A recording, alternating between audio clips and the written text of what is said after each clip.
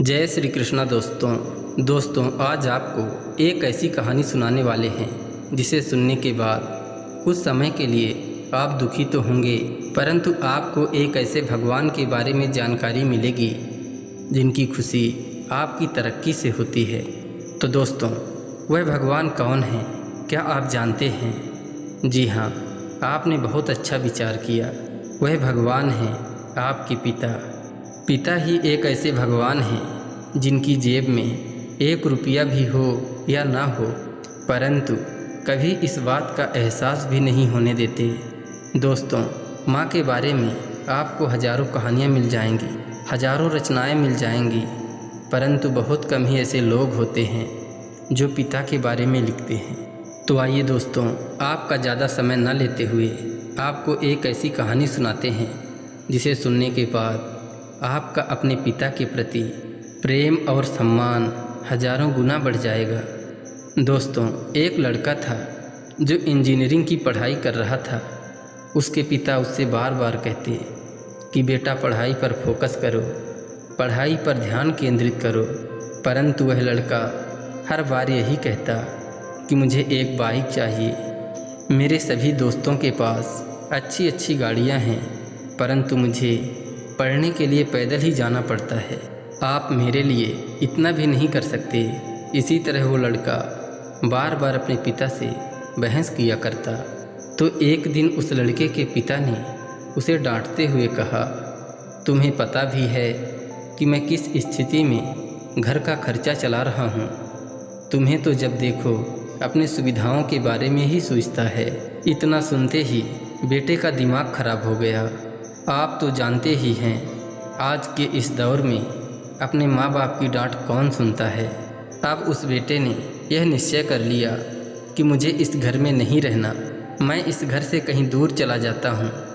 तभी उसकी नज़र उसके पिता के रखे हुए पर्स पर पड़ी जो उसके पिता ले जाना भूल गए थे। उसने पर्स को अपनी जेब में रखा और जल्दी के कारण वह पिता के ही जूते पहन कर जाने लगा। और वह रास्ते में जा ही रहा होता है, तभी उसके पैर में एक कील चुभ जाती है। तो उस बेटे ने देखा कि जो वह पिताजी का जूता पहना था, उस जूते का तला पूरी तरह से घिस चुका था। जूते की कंडीशन देखकर उस बेटे का हृदय कांप गया और वह सोचने लगा, आज तो हमने पहली बार इस जूते को पहना था तो मुझे कील चुभ गई, परंतु पिताजी तो हर रोज़ यही जूता पहनते हैं, उन्हें भी तो कील चुभती होगी। इसके बाद उस बेटे ने पर्स खोल कर देखा जिसमें मात्र 100 रुपये की एक नोट थी। बाकी पूरा पर्स कागज़ों और पर्चियों से भरा पड़ा था। उस बेटे ने एक पर्ची खोली जिसमें लिखा था 40,000 रुपये सेठ जी के उधार चुकाना है, जो बेटे को कंप्यूटर खरीदने के लिए उधार लिए थे। इसके बाद उस बेटे ने और भी पर्चियाँ देखी। किसी में बिजली का बिल चुकाना लिखा था तो किसी में राशन के दुकान की उधारी। अब उस बेटे को अंदर से महसूस होने लगा कि इतनी सारी जिम्मेदारी मेरे पिता अकेले उठाते हैं, इतनी मेहनत करते हैं, और मैंने उन पर ही संदेह कर लिया कि वो हमारे लिए क्या करते हैं।